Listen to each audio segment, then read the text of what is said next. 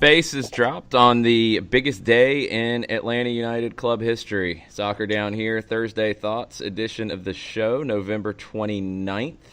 I'm live in New Jersey. John's live in Decatur. Jarrett might be live in Marietta at some point. We'll see when he gets on. Hopefully, Felipe Cardenas. Oh, there he is. Hopefully, Felipe Cardenas will be live with us from somewhere in the metro Atlanta area, an undisclosed location. And maybe Doug Robertson will be live with us from New Jersey, depending on when he lands and is able to get to a phone. It's one of those days. It's a big day, and we'll be getting into all of your thoughts about it as we go today. Lots of stuff to dig into, lots of angles to talk about with this one tonight. But just to reiterate, here's your scenarios. Atlanta United advances with a win. Atlanta United advances with a draw. Atlanta United advances with a loss of 1 or 2 goals. If the Red Bulls win 3-0 in 90 minutes, it goes to extra time. If it's tied at the end of extra time, it goes to penalties. That's the only scenario for extra time. If Atlanta United scores, then the Red Bulls have to score a minimum of 5 to advance. That's where we're at. If Atlanta United scores, they would have the away goals tiebreaker. That's why the Red Bulls would have to score 5. Now that we have the particulars out of the way, Jarrett, what is your number one concern coming into this tonight for the Atlanta United perspective?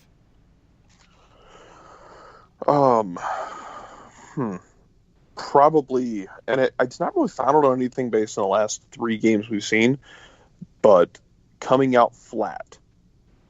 And similar to what we saw in Toronto, and letting Red Bulls get that early goal and get all the momentum. Yeah, that's fair. I mean, we have seen that happen a couple of times this season. We haven't seen it after the last time. So, yeah, I'm with you. I don't think it's likely, especially not in this scenario. But we did see it in Toronto. Team came out a little flat and did not grab the initiative of the match. You don't always have to grab the initiative via attacking. It just didn't look like they were up for it's not the right thing. That's kind of an overused expression. It looked like maybe they were a little overwhelmed by the occasion, and that's what you can't have happen here because, as you said, if the Red Bulls get an early goal, this is going to be a completely different type of night. John, what's your number one concern coming in? The first 20 minutes. And to Jarrett's point and to your point, coming out flat, if there's the early goal, how do you respond? And the mental gravity of what could be happening at the end of 90 minutes. So it's a combination of factors, but it's getting to the quarter pole in decent shape. Then I'll put air quotes around those last 2 words. You know, trying not to be down a goal, if not more. Just getting into the rhythm of the match, getting into the rhythm that you want to have for this rhythm of the match. And that's what I'm looking at, considering that what the 2 of you have said are part of that factor, but just that whole getting to the quarter pole for me in as safe a manner as possible. That's what I'm staring at. Set pieces are the number one concern for me. Set pieces is the one area that the Red Bulls have a decided advantage in. Aaron Long, in my opinion, is the most dangerous weapon in the league on set pieces. I think he's better than Kendall Waston. Waston is a beast physically at just getting up and putting it on goal. I think what Long can do is he can win headers and create assists, create chances for others with his header, as well as going to goal. A little more well-rounded on set pieces. Tim Parker's not so bad himself. You have good delivery from Kaku, and they're very creative in their set pieces, and that's the thing that concerns me the most, is we've seen a number of different types of corner kicks, different free kicks, different routines. Be willing to bet they've got 2 or 3 up their sleeve that we have not seen this year that an Atlanta United is not prepared for. So a goal off a set piece is what worries me the most, because then it can change that momentum, even if the Red Bulls are not playing well, not controlling the play, and still get something off of a corner or off of a free kick. That, to me, is the biggest thing coming in. Couple of quotes. We didn't get into them too deep yesterday from Chris Armas, so I wanted to touch on this. He said, look, it's always going to be difficult. It always was going to be. We put ourselves in a hole, but we came out of a series where we scored 3 in our building. That's the goal. That's the starting point. We will score the first goal, and the rest will follow. We will come out a little bit differently with the energy and the fight that is going to be needed. It's pretty clear what is needed to be done. We are going to go home, and we are going to get it done. It's confident. It's very confident. I mean, they have to get the first goal. If they concede first, I don't see any way that they have motivation to fight the rest of the day. I don't see that. And I've seen a lot of people on Twitter say that because of that, Atlanta United should go for the jugular to open the match. They should go for the goal to open the match. I'm not comfortable with that. I'm not a huge fan of that. I don't want to see Atlanta get overextended early looking for that kill shot and concede going the other way and have to ride that momentum swing out. That's not the type of life I want to deal with tonight. I don't think it's the type of life that Atlanta United wants to deal with from the technical area, on the field, anything. That's way too risky, in my opinion. I think the Red Bulls come in and they have to play pretty wide open early. It suits Atlanta to do what they've done. I don't think they have to change a thing, Jarrett. If you sit back and not even sit back, I mean, that's not even fair to the way Atlanta's played defense, to be honest. If you play your 3-5-2 and New York has to open up and try to come at you and extend themselves and our outside backs get forward, the game plan that we saw on Sunday would be even more effective against that. So why change it? Yeah, I mean, play your 3-5-2, 5-3-2, and don't play out of the back. Play the vertical ball, and you'll make New York build from the back, something they're not comfortable with. They're not good at, to be honest. Put it at the foot of Tim Parker or Luis Robles and say, go ahead. Try and build without launching a ball 60 yards downfield and making Jeff Lorenowitz, who's one of the best in the league, joust for a ball in the air, and then your midfield continue what they did in the first game, which is just out hustle New York to second balls and outwork them to second balls. The play I keep coming back to in my head that I think could be representative of what we see is the play where Tito hits the post, where New York has the ball just, they're working the ball across the midline. They get it into, Atlanta United side of the field, and then eventually it's just a sloppy pass that I believe Barco had a hand in the pressure on it. It bounces around to a couple guys before it lands on Julian Gressel's foot, and he just turns and slashes about a 30-yard ball that falls right into Tito Villalba's space. He splits 2 defenders and hits the post. It may not be Villalba, it may not be Gressel, it might be Darlington Nagy this time and Joseph Martinez, but those opportunities are going to be there when you're asking the Red Bulls to consistently build attacks from the back and continue to connect more than 3 passes at a time. Yeah, and that's a big part of tonight for New York is they're going to have to carry more of the play because Atlanta has no incentive to have possession tonight. They have no incentive to have the ball, period, outside of using it to defend and play keep away. But Atlanta United tonight doesn't have to go chase goals. New York does. And when they get caught going against the 2 lines of 3 that I think has worked so well for Atlanta with Gonzalez-Perez, Parkhurst, Lorenowitz behind Gressel, Remedi, Nagbe. It's 2 blocks of 3 with your wing backs able to jump up and make it 5 in the midfield or 5 in the back line. New York has to try to attack down the wings. It's not going to be easy to go through that block of 6. So if it's Kamar Lawrence, and it might not be, and it doesn't sound like it's going to be, unless they get the hyperbaric chamber out to last night and try to get him ready, it's going to be Connor Lade. It's going to be Michael Murillo trying to get forward to create 2v1s out wide. Okay? If they lose possession there, that's where that counter becomes deadly. And I just don't see a scenario where New York has to extend themselves in such a way and get so many numbers forward that they don't give up a goal going the other way, John. That's the problem here, is because New York's not used to doing that. If they don't get a goal off a set piece early, and they have to start opening up more and more, they have some severe risk that they're inviting on themselves, and it's all because of their tactics in the first leg. And I mean, you look at I look at it almost as a 3-3 stack, where you've got 3 and it's either going to be 5 or 5 in the back or 5 in the middle. And with time going against you at a deficit, you're still going to have to do things out of your comfort zone.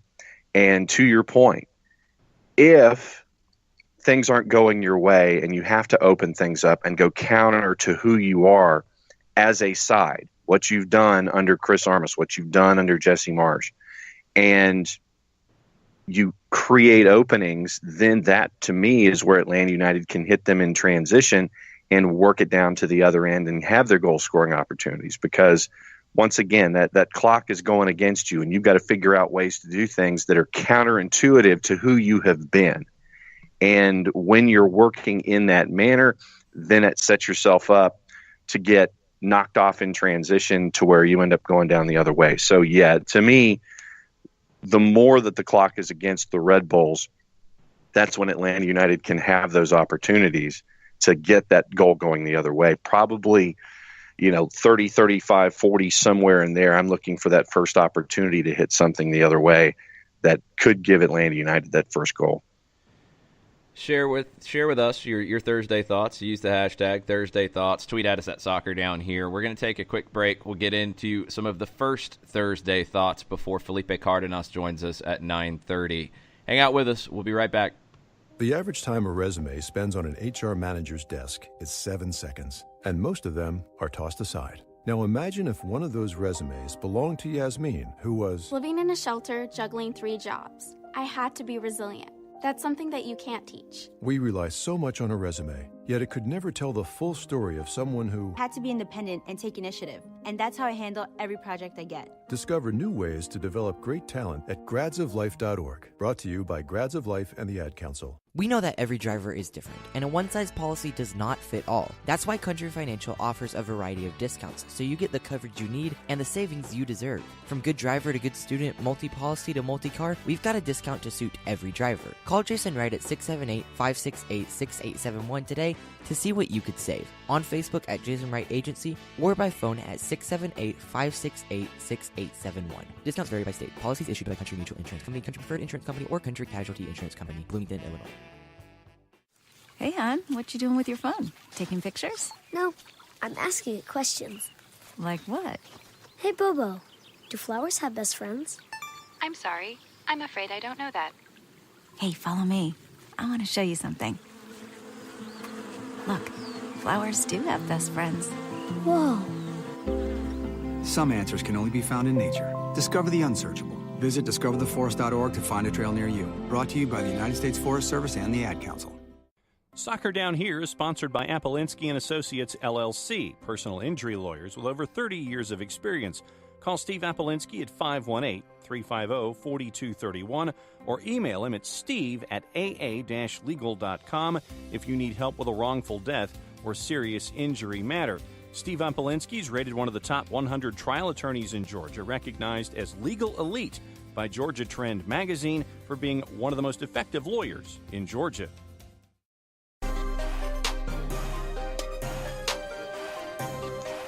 Welcome back. Soccer Down Here, November 29th. Jason Longshore, John Nelson, Jarrett Smith with you. I'm in Jersey. The guys are in Georgia. Mike Conti's in Jersey. He'll be joining us in hour number 2. Felipe Cardenas is in Georgia. He'll be joining us at 9:30. And I think most of our listeners are in Georgia, but not all. We have listeners all over. there are some folks up in Canada joining us on the Barn Burner platform. There are folks all over the state of Georgia joining us thanks to ESPN Coastal and the XL Sports Network. And there are lots of people joining us from all over the South. And whether you're an Atlanta United fan or not, yes, and then further south in Buenos Aires. And Andrew Baker. Yeah, and I was talking south. I hadn't got that way yet. Okay. And Europe too, Andrew Baker. John Sosby's joined us on occasion as well.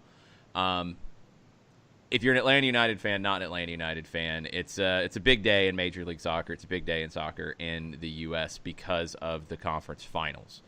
So we'll be getting into lots of that. Would love some predictions on the Western Conference finals as well. Scoreless going into the second leg in Kansas City. Portland on the road. I really feel like they find a way to get it done. I'm thinking 1-0 Portland. That's my call in the West. We'll see what happens. You guys want to make a Western Conference prediction real quick? 1-0 Kansas City. Okay.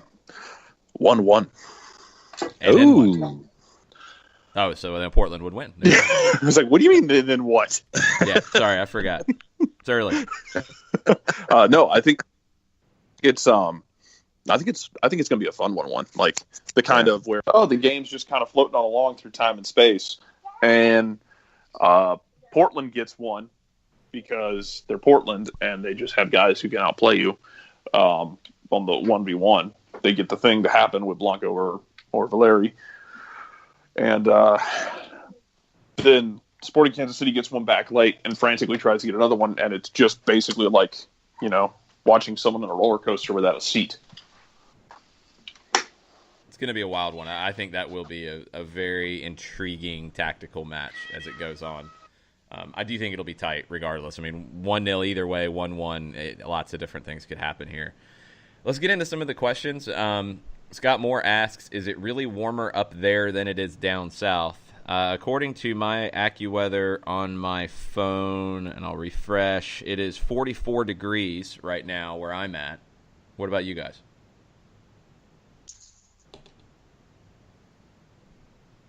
Yeah, it is warmer up there by about 10 degrees. Oh, wow. Well, there you go. Yeah, it's cold. Diagnosis is it's cold. I will take that. Thanks, Mother Nature, I guess. It's that breeze coming off the Atlantic that you're getting that is making things warmer. Okay, I'll take the warmer Atlantic breeze then, I guess. Something like that. Eric Schwartz busted out a Panda GIF. What? He says, me listening to your trash coffee takes and the Panda GIF where he sweeps the desk and bashes the desk with the computer keyboard. That's the Panda GIF. That's the classic Panda GIF. But you found others. I didn't say I hadn't found others, John. I said that's the Panda GIF. That's the classic one. That's the original one. That is the most used Panda GIF in the history of Panda GIFs. And Panda cheese in Japan, if you want to send me some cheese, I'll take it because I think I've made your GIFs used more than anybody else. So that's where it came from. I didn't know it was tied to an actual product. Yes, we've talked about this. There are videos that you can watch the whole commercials out there. It is a cheese called Panda from Japan, and the whole premise of every one of these, it's the grocery store one. Okay, they're in the grocery store, and the kid wants to get some Panda cheese, and the dad's like, no, we're not getting that. And then the Panda shows up and wrecks the grocery cart. Somebody says, no, we don't need any Panda cheese, and they dump some kind of sauce in the kitchen. I mean, that's what happens. So the Panda gets angry when you say no to the Panda cheese. Okay. Now that I have a clarification on that, I didn't know the origin. I did not know the origin of the Panda. I thought it was just like some dude who had, Panda outbursts that were put out as gifts. John, do you know how GIFs usually work? How about GIFs? I said GIFs and he said GIF, and I'm trying to figure out which one it is. Well, see, that is the source of the next American Civil War that our our grandkids and ancestors will be reading about. If I'm not mistaken, the guy who created the actual format calls them GIFs. It's true, and he's wrong. But yes, it is true. That's that's why. This is Civil War happening here. No, John, you're not getting out of this one that easy. You thought that somebody just randomly decided to put on a panda suit and break things with very good production values. Exactly. To just film these and put them up on Giphy? Why not? Okay, I'm just checking. I knew not of the origin of these particular vignettes, sir. I know, but I mean, I'm kind of crazy sometimes, but I'm not going to put on a random animal suit and just go film like 5-10 second clips of me doing things so then other people can use them as little short videos and things. And so a Japanese game show where a dude is wandering down the street and just basically turns and screams at people. That's from a game show. They didn't film it just to do the little short videos. That's what I'm saying. On the other hand, I probably would have done it at Soccer in the Streets if you'd have asked me to. If you'd have come over to my desk, hey, I need you to put this suit on and go yell at people. Okay, why? Don't worry about it. There would have been a purpose because, I mean, I don't know what the purpose would have been from Soccer in the Streets unless it was some fundraising effort, but yeah, maybe. Yeah, it could have been a black tie promotion. Yeah, see? Yeah. But no, I'm playing in the black tie game next year in a panda suit. Computer in a panda suit. No, that's what's happening. Next year, I'm playing in the black tie game in a panda suit. I'll make sure I hit the requisite donation amount, and I will play in a panda suit in the black tie soccer game. That's strong. That's on record now, and maybe you can make John's dream of just randomly filming videos to upload them to Giphy or Jiffy, depending on how you want to pronounce it, for people to go find for no reason whatsoever. Jiffy's a popcorn. And I'll not only will I do it, John, if you want, I'll come to GPTV and do it and just knock stuff off desks. No, we need to do something. We need to do something that's far less productive than that.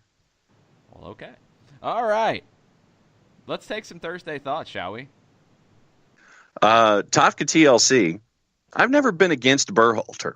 I've been against the lack of process and the assumption that Berhalter is the only choice worth considering. And apparently Bobby Boswell has not been named the new head coach of the men's national team. No, Bobby Boswell is not getting that job. Roger Gonzalez at CBS Sports says that a source told CBS Sports on Wednesday that Greg Berhalter is set to be named the coach of the U.S. men's national team. I thought we had heard that from quite a few different people and sources, but I guess it was worthy of a news update. It's probably going to happen. Again, I would agree. I would agree with Tofka. No. Greg Berhalter is a fine candidate to be the U.S. men's national team coach. Not in dispute, counselor. But no, stop. No yay sarcastically about it, because it's not Greg Berhalter's fault that the process has been crackers, as some would say. Not in dispute. But that's why that's why it's not fair to hold the process against Greg Berhalter. So if Greg Berhalter's named the manager of the U.S. men's national team, that's the hire that was expected a year ago. And it's not exactly a shock, and it's not a bad thing. It honestly could be a very good thing. I don't like that the process has put more pressure on Greg Berhalter. I don't like that the process has been so close-minded, and I don't like that the process has not allowed U.S. soccer to learn anything else about what they could be doing to improve the product and improve the program. And I don't like that the process got us to the guy that we thought would be hired last November, even though they couldn't be hired last November or even early in 2018 because of the way the calendar worked out and stuff happened. I don't like that we waited this long to get where we thought we would get, and it could have been handled better. And it hurts the guy who is going to get the job in the end, and you get that type of reaction when you shouldn't. Greg Berhalter being hired should not get a yay or a blah or a whatever, but the process has created that reaction, and that's a very bad thing for U.S. soccer. I agree with every point that you made in the last minute and a half. This should have been done a lot sooner and has dragged every element of what could be a promising future into the morass of people sitting there just kind of waving a flag and going, yeah, about time. I would also argue U.S. soccer being what it is, they could have done it right away. There's a subset of this fan base that would have still kind of waved the sarcasm flag and gone, woohoo. Like, it was some people you weren't going to win, but that's true. They did make this uglier from a public perception and rougher than they needed to. No, that's definitely true. There's people who would do that about anything that anybody in soccer in the United States does. If they breathe, somebody's going to be sarcastic about it. It happens. But this process has made that reaction far bigger for a guy who is not a bad candidate at all. It's just the process has been so bad and added so much to it, to the point that Greg Berhalter goes to the Gold Cup and loses in a semifinal to Costa Rica next year. We've got problems. Shouldn't be. It's a no-win. Yeah. But now you're there. So it's frustrating.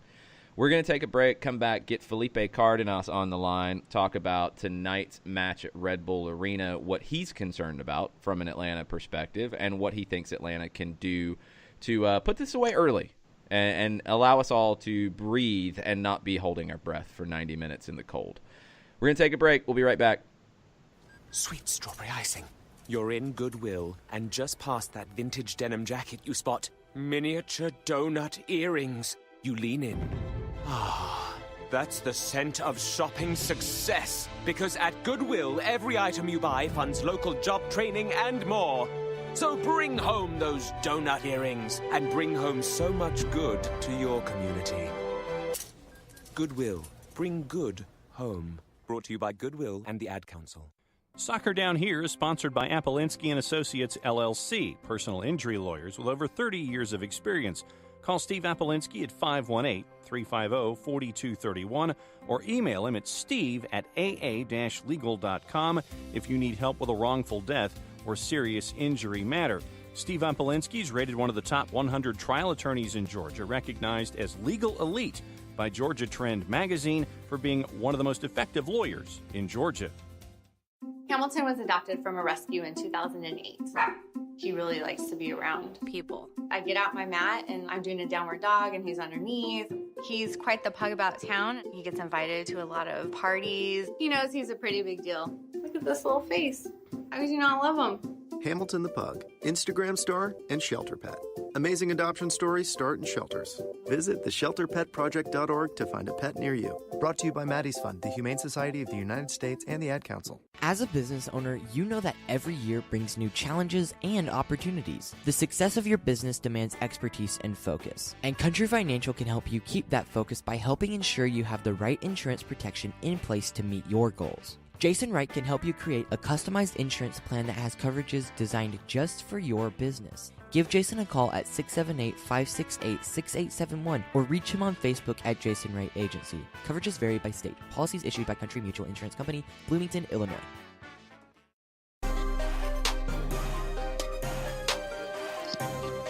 Welcome back. Soccer Down Here. Trying to keep the show on the rails, make no guarantees. It's one of those days. I think the nerves are getting to everybody. But Felipe Cardenas will keep us on track. Joining us now from The Athletic. What's up, Felipe? Hey, what's up, guys? Good morning. And it's GIF. It's GIF. It's not GIF. Thank Don't you. ever say GIF. Thank you. I knew Felipe would have my back on this. All right. And we have wars going on our Twitter followers who are battling it out over this, but that will continue all day. About as much as the debate about Chris Armas' tactics in the first leg of the Eastern Conference Finals. What did you think, Felipe, of this? Like, I was caught by surprise, and I kept expecting to see the press appear, and it never really did. Yeah, I was surprised too. And, you know, the fact that it was like right at kickoff, it was really obvious to see that they had come into Mercedes-Benz Stadium, I think hoping for kind of like a close result, a tie, a 1-0 win. And that's what I wrote about, you know, in the last piece about Franco Escobar, that it looked like they had studied Portland and Seattle earlier in the season that came in and did something similar. I mean, they're not pressing teams, but they were able to defend well, defend with numbers, but still they were dangerous if they did, attack, especially up the middle on a counter. And there are two teams, Portland, New York, and Seattle, are teams that can punish you on a set piece. So I think obviously New York was counting on that as well. If we can stifle them, if we can frustrate them and walk out of here with a set piece goal, they would be looking good, looking pretty. But I was on the side that I just felt Chris Armas totally got out coached. He got the tactics wrong. He was exposed by Tata Martino because Tata Martino is a guy that and a coach, and after speaking with a lot of the players and even ex-players, that he's a guy that is always uber prepared, and he is a skilled manager in making adjustments. He's not fallible. It's not saying that he has gotten things wrong in his career and especially here at Atlanta United, but I felt like once he realized they weren't going to press, I'm sure he told the guys, it's on us. We have the ball. Let's play. And I listened to the show yesterday. I listened to Jason's rants about the long ball and direct play, and I agree. I mean, even when I translated something that Tata said to the Spanish-speaking press, when he said, "Yes, we've changed, we've adjusted, we're less build play, more long ball." When I translated long ball, I cringed because that's what he said. He said, pelotazo, which is kind of like a long ball, right? But I know that's not what it is because it was very deliberate, very purposeful, and that's why the three center backs play in these games. Jeff Lorenowitz, Parkhurst, and Leandro Gonzalez-Pires. These guys are technical players, okay? They can ping a ball 50, 40 yards to a guy's foot. That's why Lorenowitz was back there. That's why Gonzalez-Pires was scouted personally and by Tata Martino. And that's why Parkhurst was brought to Atlanta, because they're technical players and they can play out of the back accurately. So that was very, very deliberate, and that's how you beat a counter press, because they did press a little bit. To your point, Jason, yesterday I heard you say that, and I noticed it too. There were times where they wanted to clog the middle, they wanted to get up, right on Almiron if he was on the ball. There were even times where Escobar would receive the ball out wide, and Roy was right on him, and whoever was close to Roy would press as well. So they were like very, to Armas's point about compressing space. Yeah, I think they did that a little bit, but it was too little too late. Like once he adjusted in the second half, his team was tired, because it's one thing to press deliberately, knowing you have a plan and an idea. It's another thing to just defend for the majority of the game. You will lose interest. You will get tired. Royer was gassed, and by the time Armas made changes, Tata Martino had already anticipated those changes, and it played right into their hands. So then, Felipe, looking at tonight from the Red Bulls' perspective, Kemar Lawrence has about 38 question marks next to his name as to whether or not he will even be involved in any aspect. If you were Red Bulls, what do you do at the back, knowing that you have to get that early goal, but at the same time not let things get out of control so you can try to gain the momentum that you're looking for? If you're Chris Armas, what would you anticipate when it comes to a starting 11? How would you address the Connor Lade situation or anything like that? Well, I don't think Kamar is going to be able to go. If he does, it's going to be the type of situation that Jason and I talked about. Before the Copa Libertadores became a total fiasco, and we were talking about whether Christian Pavón could play. It's one of those things where it's a risk. It's a health risk, but it could be one where a player says, I got the yellow light from the medical staff, and I want to go. And so I think it's a long shot. I don't think Kamar will be there, and I honestly wouldn't be surprised if Armas played with the same, back four with Connor Lade there. I think what he'll change, I don't think he can put Royer in a position to help Connor Lade. He's going to have to put Connor on an island and probably expect Franco to sit back, and then just really think about how they attack. I thought the back four for the Red Bulls, they're good.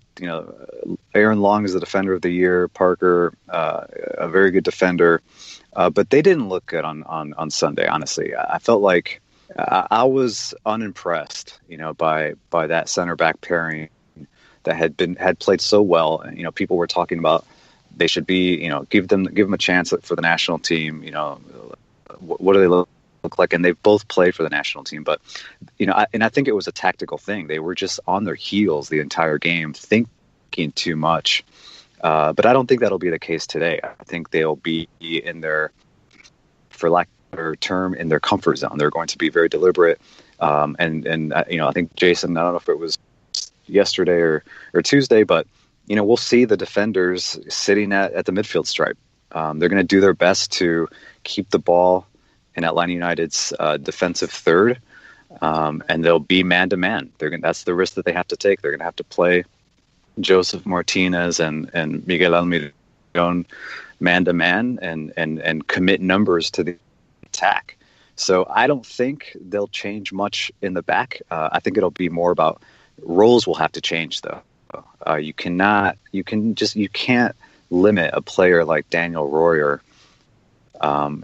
make him defend and have defensive responsibilities and help Connor Lade and track Franco or track anyone. Just get him up there and try to get an early goal. And we've had discussions for the last better part of a week now, I think, or since Sunday about how much fuel does New York have in the tank? So how do you give them sort of a time limit to where they need to get a goal within this amount of time to ride the energy out of this? Like if they go a certain amount of time without scoring a goal, that basically it's just they're burned out and they punched out. Well, I mean, I think it's kind of like the classic, in world soccer, world football, any type of situation where a team needs goals, and we saw last year in the Champions League with Barcelona, PSG. I think that was last year. It might have been 2 years ago, but it's always the first 15 to 20, even 10. It really depends on how desperate the team is. But so yeah, I think Jared, you mentioned it this morning. Those first 10, 15, 20 minutes are going to be very important. I think that's where we're going to see, both teams' tactics, both teams' strategies. We'll see how conservative Atlanta United is, how under pressure they're going to be when they're on the ball in the back, and who's winning those second balls. And I think eventually it would take something catastrophic for Atlanta United to not win the Eastern Conference Championship tonight in New Jersey, but stranger things have happened, and the Red Bulls are capable of garbage goaling you to death, and that's something that they will rely on with the set pieces and the chaos and the frenetic pace that they hope to instill in this game. Atlanta just has to be up for it. Franco Escobar said that yesterday, when he came out of the showers and we all bombarded him with questions. One of the things that he said was, yes, I mean, we have to go into the game on Thursday as if it were 0-0. But at the same time, take advantage of the fact that they're going to be desperate to score goals. And so that's the mind game. That's where Atlanta needs to be savvy and understand that they have the advantage, an unexpected one, but they have the advantage, and they need to work with that. Let's talk a little bit about Escobar, a guy who has really come into his own here at the end of the season. Took him a little while, I think, to get adjusted, and he's still raw. I think there's still elements of his game that will improve, but how important is he at this point to this team, being able to do a couple of different things? And I mean, he led the team in touches in the first leg. That is not what anybody expected.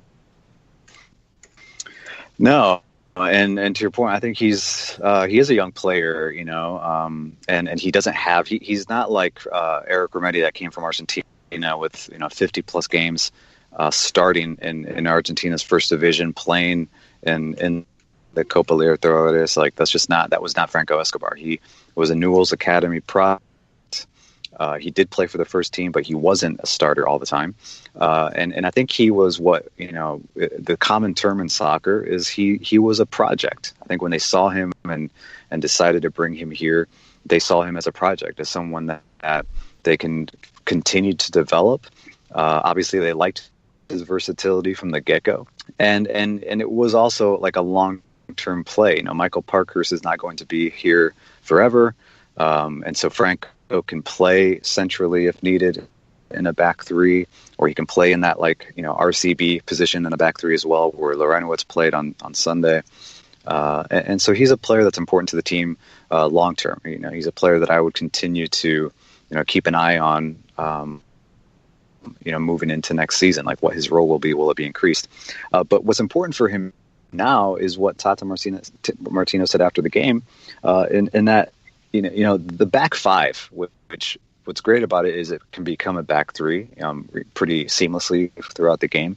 But they went to a back five after, before they faced the, NYCFC, and it was a statistical analysis. It was a decision based on statistical analysis, according to what he said, which is what I love about his comments, because a lot of people think it's Tata Martino, he's the genius and he makes all the calls. Like, he okays things. He's the CEO on the technical staff, but he relies on the staff. He does rely on data.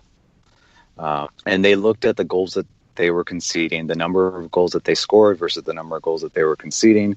And that's when they decided to go to that back five to just solidify the defensive back end of the team. And at that point, they said, we need to go with Franco and move Gressel from his customary wide position, whether it's in a 3-5-2 or the 5-3-2, and put him centrally. So, that's why Escobar is important, because he can slide into that right side position, defend if needed, because he is a good defender. Winning the 50-50 balls is something that Leandro, LGP told me, in the summer, that's what he does well. That's the Argentinian grit and the education that he received, that Franco received at Newell's, about just tackling hard and tackling well. So he does that. And so as a byproduct of that move, now we have Gressel playing in the middle, and Gressel is growing in the middle. Tata talked about that on Sunday as well, is that the one thing that he has done so well, and I'm gonna have like a Tata Martino thread on Twitter later today, kind of as a pre-game strategic look at how they might line up. But something that he did say about Gressel is that he's just improved so much in his positional awareness, defensive positioning. The fact that he said, it was kind of funny. He said, last year he would distribute well, but he couldn't win a ball back. And this year he's winning balls and he's distributing well. And he called the run that he made. That's a huge point right there, because that's what made the system work on Sunday. Yes. Gressel in the eight role, kind of as a left-sided central midfielder. Yeah, and I was a little bit. I mean, I told the guys in the press box, like, I'm not like this play Gressel in the middle fan. I think it's not his best position. I think he still at times is a liability as far when the game gets really quick in the middle. He can lose possession, but I mean, he shut me up. He played great on Sunday, and that run that he made, that's what Tata was referring to. He's improved his work off the ball, and so he called that run that he made on Franco's, on the goal number 2 from Franco, an elite run, a run from an elite soccer player. So, high praise from Tata Martino and Gressel, but lots of credit to the young German as well. As we finish up with Felipe Cardenas of The Athletic, Felipe, I want one thing that worries you coming into this from an Atlanta perspective, and what's the one thing Atlanta has to do to get out of here with the Eastern Conference trophy?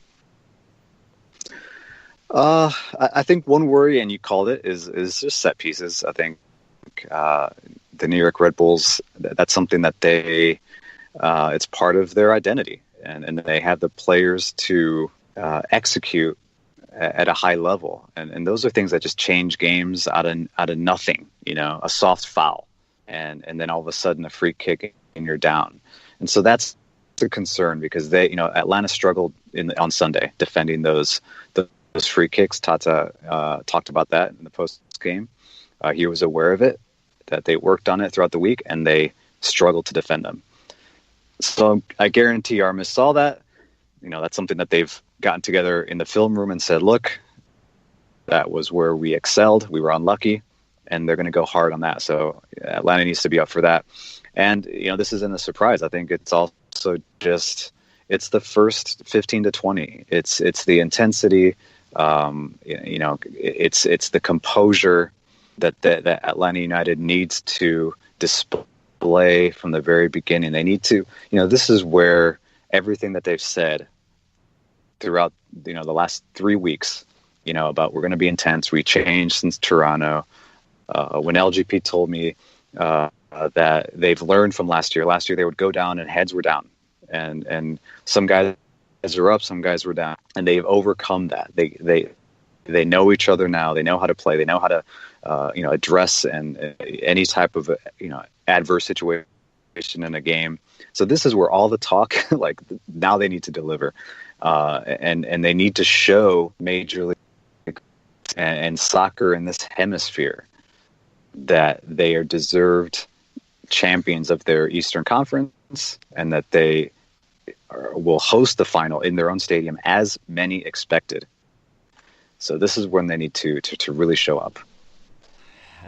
That's it right there, Felipe. Appreciate it. Let everybody know you've got I guess we're going to go Twitter thread later today. I'm going to go Twitter thread. I may or may not be writing. I'll probably write something after the game based on the result, based on what I see. But again, I would just ask the readers, go back and read the Franco piece. There's a lot there. There's a lot there that will happen again. That's the great thing about Tata Martino. He will tell you what he saw, what he did. I think what's not in that piece that I'll get into is how they neutralized Kaku. That was something that he talked about. So there was a very deliberate plan, and that's something they'll have to do tonight as well. So yeah, stay up. Follow me on Twitter at Felipe Carr. Awesome, Felipe. Great stuff as always. We'll talk to you next week. All right, guys. Take it easy. Thanks. We're going to take a quick break. We'll be back to wrap up hour number 1 after this. The average time a resume spends on an HR manager's desk is 7 seconds, and most of them are tossed aside. Now imagine if one of those resumes belonged to Yasmin, who was living in a shelter, juggling 3 jobs. I had to be resilient. That's something that you can't teach. We rely so much on a resume, yet it could never tell the full story of someone who had to be independent and take initiative. And that's how I handle every project I get. Discover new ways to develop great talent at gradsoflife.org. Brought to you by Grads of Life and the Ad Council. We know that every driver is different, and a one-size policy does not fit all. That's why Country Financial offers a variety of discounts, so you get the coverage you need and the savings you deserve. From good driver to good student, multi-policy to multi-car, we've got a discount to suit every driver. Call Jason Wright at 678-568-6871 today to see what you could save. On Facebook at Jason Wright Agency, or by phone at 678-568-6871. Discounts vary by state. Policies issued by Country Mutual Insurance Company, Country Preferred Insurance Company, or Country Casualty Insurance Company, Bloomington, Illinois. Hey, hon, what you doing with your phone? Taking pictures? No, I'm asking it questions. Like what? Hey, Bobo, do flowers have best friends? I'm sorry. I'm afraid I don't know that. Hey, follow me. I want to show you something. Look, flowers do have best friends. Whoa. Some answers can only be found in nature. Discover the unsearchable. Visit discovertheforest.org to find a trail near you. Brought to you by the United States Forest Service and the Ad Council. Soccer Down Here is sponsored by Apolinski and Associates, LLC, personal injury lawyers with over 30 years of experience. Call Steve Apolinski at 518-350-4231 or email him at steve@aa-legal.com if you need help with a wrongful death or serious injury matter. Steve Apolinski is rated one of the top 100 trial attorneys in Georgia, recognized as legal elite by Georgia Trend magazine for being one of the most effective lawyers in Georgia.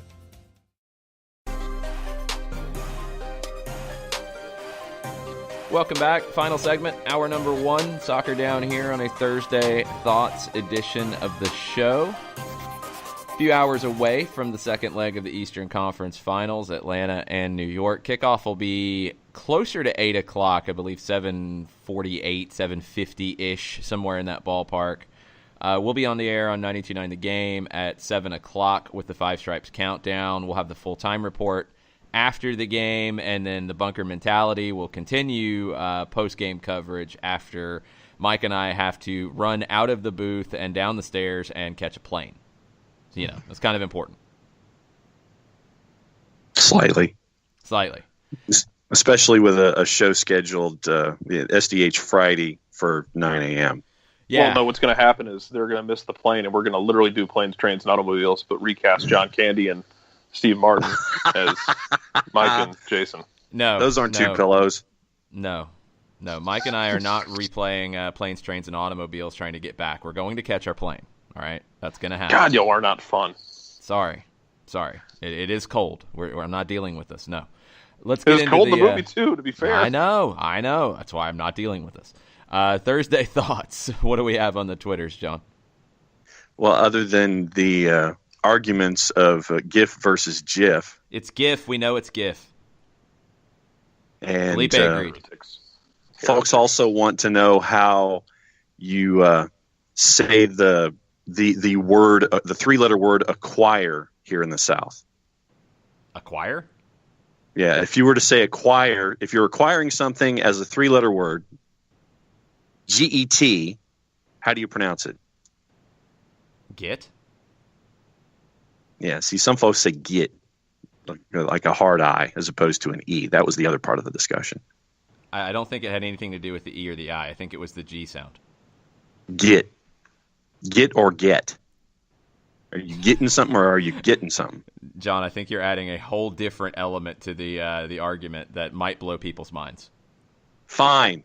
Ricky Ricardo. I'm at work, and all I can think about is how epic tonight can be. 1-1 draw. Red Bulls get one in the last 10 minutes of the first half, and Atlanta gets one in the first 10 minutes of the second half. A chippy and exciting draw, and we all celebrate at the end. # up the Five Stripes. I'm fine with that. I don't think the Red Bulls leave tonight without scoring a goal. I don't think that's possible. Does Atlanta score a goal or not? It's going to be really hard to shut them out. You have the best attack in the league for a reason. It's going to be hard to see a scenario where New York has to open up and Atlanta does not punish them with a goal on the counter. It's going to be difficult to see that. So 1-1, I'll take that and run. And then Jarrett Tofka comes in and says that he hates the idea of the single elimination playoff. I already, quote unquote, prefer Supporters Shield because it's a better representation of a team's performance in a season. Making the playoffs 4 games long just cheapens it to almost nothing, in my opinion. A crapshoot of crapshoots at Soccer Down Here. Yeah, I'm not thrilled about it either. I don't like the idea that you're just gonna. I feel like you're gonna lose out on some of the fun of the playoffs. Like, you can easily convince me that if you go to these 1 games, it's literally going to be, hey, someone came in, the home team tried to attack. Whoever came in built a wall out of cement in front of goal and bunkered for penalties. That's pretty much every game. Like, that is my fear with that, and it's just, I don't like it. I'm not a fan at all. Either stick with what you have and change the season so that the playoffs don't get cut by the international break if that's your ultimate goal, but don't mess up what we like. Don't take away the things we like. There's so many different ways you could accomplish what you're trying to accomplish in a better manner than this proposed playoff format. If you want to go to single elimination playoffs and reward the regular season, I'm not a fan. I can understand the reasoning, but you don't do that alongside expanding the playoffs. You don't make it single elimination and then add another team in to where a 7th seed, the Montreal Impact of 2018, could go out and bunker and play like they did at Mercedes-Benz Stadium back in April, bunker, win penalty shootout after penalty shootout, and get to a final. That's not what we want to see in this league. You can avoid the November transfer window in a better way. You could do what you're talking about doing and adding midweek games and moving the season up to end at the October window You could push it back and have it end at the November window and have MLS Cup around the same time you're going to do it. If you're doing this just because of World Cup 22, just say that. Just say it's because of the Qatar World Cup and deal with it. I don't think you need to change it this dramatically all the way around if you're trying to deal with that, but there's not really another great logical reason. You know, the other thing, if they extend the regular season up a little bit and it starts in February, that doesn't really solve a ton of problems because you're going to have MLS Cup in mid-November, you know, a little bit earlier than now. Okay? Still going to be cold. Maybe not quite as cold in some places, but it's still going to be cold in most places. So you're going to add worse weather games in the beginning, or you're going to give teams a competitive disadvantage or advantage, depending on how you look at it, because of your scheduling, because of warm weather teams and cold weather teams in the beginning of the season. You're just adding so many different things into the mix that you don't have to. If you want to go to single elimination and you want to avoid the November window, push the season back. It ends at the beginning of the November international window. Then you come back and you do your playoffs and you have your MLS Cup, and that's it. If you want to do it single elimination that way, fine. I'd rather go 2 legs all the way through and just copy Mexico's model. Just copy Mexico's model and do that because it's worked really well the way they do 2 legs all the way through. Just, you don't have to make it worse to avoid that November window, and that's what I fear that they're doing. We'll have to see how it plays out, but not a fan of the number 2 seed having to go into a knockout scenario against the number 7 seed to keep their playoff hopes alive. That doesn't feel right. Then one last thing before the end of the first hour. From Thomas Gwynn, he says, darn it, at Longshoe, you're just plain wrong. GIF has a soft G. Your take on this is as bad as your take on Daniel LaRusso at Soccer Down Here. Thomas is wrong, and I think his name does not have the hard G. I think it has the soft G. We've had this discussion many, many times. So I think that's where maybe he's a little sensitive to this. But he's wrong. Thomas is wrong, and I'm sorry, Thomas, but you are incorrect here. Felipe agreed with me, so I've got backing. We're good. Jonas Wilson says, GIF is peanut butter, GIF is English. It's GIF. It's not GIF. The guy who created it's wrong. That's just what we're down to. We're going to take a break, and we're going to try to forget about GIFs and GIFs and peanut butter and all the rest, and come back and talk more Atlanta, New York tonight. Eastern Conference, second leg. It's a big one. I want to know what you guys out there listening, I want to know what you guys are, what gives you confidence in Atlanta tonight, what they can do to give you confidence, and what worries you about tonight beyond just Atlanta sports. Give me something more than that. Tweet at us at Soccer Down Here. Let us know. We'll be right back. Sweet strawberry icing. You're in Goodwill, and just past that vintage denim jacket you spot miniature donut earrings. You lean in. Ah, that's the scent of shopping success. Because at Goodwill, every item you buy funds local job training and more. So bring home those donut earrings and bring home so much good to your community. Goodwill. Bring good home. Brought to you by Goodwill and the Ad Council. Soccer Down Here is sponsored by Apolinski & Associates, LLC, personal injury lawyers with over 30 years of experience. Call Steve Apolinski at 518-350-4231 or email him at steve@aa-legal.com if you need help with a wrongful death or serious injury matter. Steve Apolinski is rated one of the top 100 trial attorneys in Georgia, recognized as legal elite by Georgia Trend magazine for being one of the most effective lawyers in Georgia. Hamilton was adopted from a rescue in 2008. He really likes to be around people. I get out my mat and I'm doing a downward dog and he's underneath. He's quite the pug about town. He gets invited to a lot of parties. He knows he's a pretty big deal. Look at this little face. How could you not love him? Hamilton the Pug, Instagram star and shelter pet. Amazing adoption stories start in shelters. Visit theshelterpetproject.org to find a pet near you. Brought to you by Maddie's Fund, the Humane Society of the United States, and the Ad Council. As a business owner, you know that every year brings new challenges and opportunities. The success of your business demands expertise and focus. And Country Financial can help you keep that focus by helping ensure you have the right insurance protection in place to meet your goals. Jason Wright can help you create a customized insurance plan that has coverages designed just for your business. Give Jason a call at 678-568-6871 or reach him on Facebook at Jason Wright Agency. Coverages vary by state. Policies issued by Country Mutual Insurance Company, Bloomington, Illinois. You're listening to Soccer Down Here daily on SDH Networks, a division of OSG Sports. Find us at Soccer Down Here on Facebook and Twitter. The time is now the top of the hour. Peep, y'all.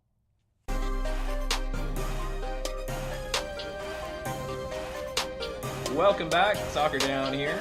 November 29th, hour number 2 on a Thursday Thoughts edition of Five Stripe Thursday, a match day preview, all of the above. Atlanta, New York Red Bulls tonight. Atlanta holds a 3-0 lead coming into the second leg. Jason Longshore, John Nelson, Jarrett Smith, and Mike Conti with you this morning. Hi, everyone. And by the way, a GIF is something you see on the internet. GIF is a jar of peanut butter. It shall be stated. See, that's 3. Who is beating the GIF as a GIF drum on this show? Jared, hello there. Usually I agree with about 99% of what Jared says, but I think he's going to lose out on this one. I'm just thoroughly confused anyway, so I'll whichever direction the weather vane is going, that's how I end up figuring it out. Well, it's the internet that changes every 3 seconds. That's true. That's a good point. I mean, by the time the game's over tonight, it could be pronounced like Zoot or Blammo or something like that. The internet has a way of changing things. And Mike, we've had folks chiming in the first hour of the show about Thursday thoughts, and the question that Jason has put to the floor is, I guess it's a two-parter. What are you the most confident about tonight, and what concerns you the most about tonight? Same answer on both. I'm extremely confident and concerned that Red Bulls are going to score tonight. And how early they score and what the mood of the match is when it happens, I think will determine if we're going to be kind of knocking our knees and very nervous, or if we're going to be pretty comfortable and assured that Atlanta United is in good position. Because if Atlanta United scores, it's over. I mean, Red Bulls are not going to score 5. They just don't have that in their DNA. But I feel like if Red Bulls go out in the first 10 minutes, score a goal, it's going to be a very, very nervous march to the full-time whistle tonight. And I think the absolute key, and this is something that Jason and I have been talking about a lot on and off the air, is I just don't want them to see any legitimate, dangerous set-piece opportunity in the first 10 minutes of this match, because that would be a very quick way to get them into it, get them on the front foot, where they could get that early goal. Now they're playing with a lot of confidence. So I don't think you're going to be able to shut Red Bull out tonight. They're just too good. They didn't earn 71 points this year by accident. They're just too good. But I'd feel a lot better if that goal came in the 88th minute with Atlanta United up 1-0, as opposed to the 10th minute off a set piece where they can grow into the match from there.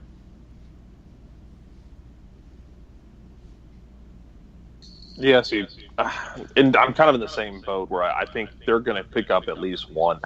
I think a lot of it's going to come down to how Atlanta United responds, and they've responded so well so far, not just through the playoffs, but through most of the season, aside from a few games that we will not go into, about how they just respond to things getting sideways, and they just seem to lock things down. And I think all the yellow cards resetting can help Atlanta here. Not necessarily to foul in attacking positions, but if Red Bulls start to break right around midfield, Atlanta's got a lot of leeway to start turning this into the Thunderdome.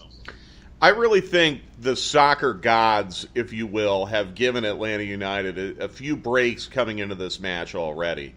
The Kamar Lawrence injury is one of them. The weather conditions apparently now will be another. They're saying low 40s, clear skies, light winds for kickoff tonight. I mean, it could be 10 times worse up here in late November. But I think the third real break that the soccer gods gave Atlanta United for a match like this is the assignment of Jair Marufo as the center referee.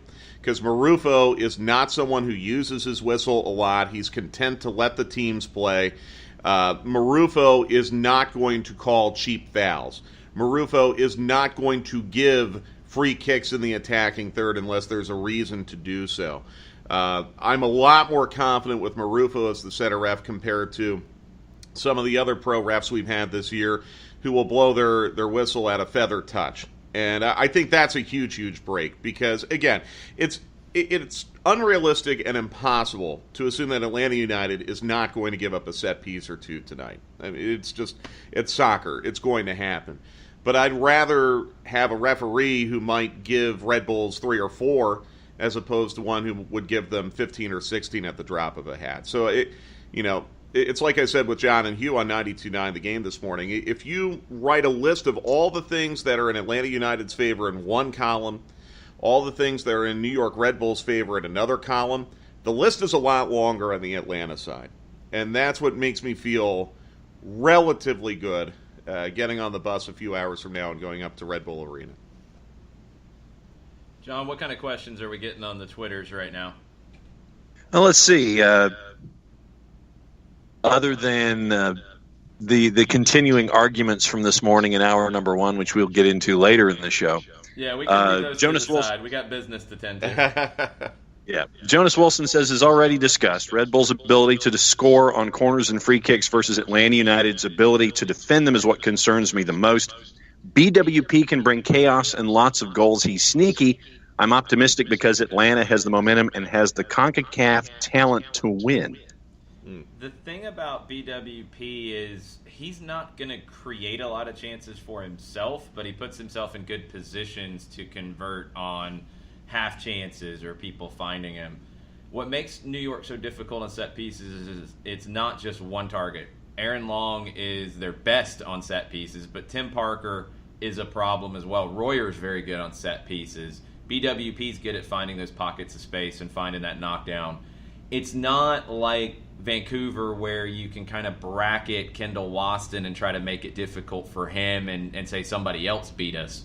You can't do that here. So what you have to do is try to avoid giving up set pieces all the way around. You want to minimize it. They will get some. They will get some corners, and you have to defend it as well as you can. I just really think Red Bull will learn a lot from the first leg. I think they've probably worked a lot on set pieces this week because that's their best point of advantage here, and it's also the thing that they can work on in training between getting back on Monday and preparing for a Thursday game. It's the point of training that they could probably improve the most in. You're not going to be able to change your tactics dramatically. You're not going to be able to find a new way to play in a couple of days.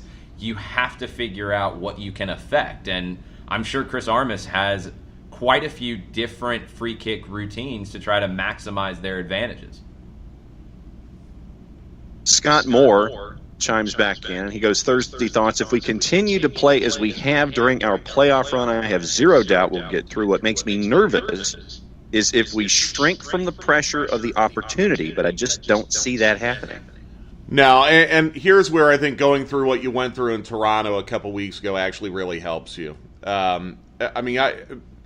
Without getting into too much detail, I think they went through a process leading up to that match that was full of mistakes from a preparation standpoint, from an expectation standpoint. Plus, you didn't have the luxury of a full, healthy lineup like you do now, which is also big. But just as Jason said, Red Bull's probably learned a lot from the tape of Sunday's match. I think Atlanta United probably learned a lot from what happened up in Toronto. And this is where getting that third goal on Sunday was vital.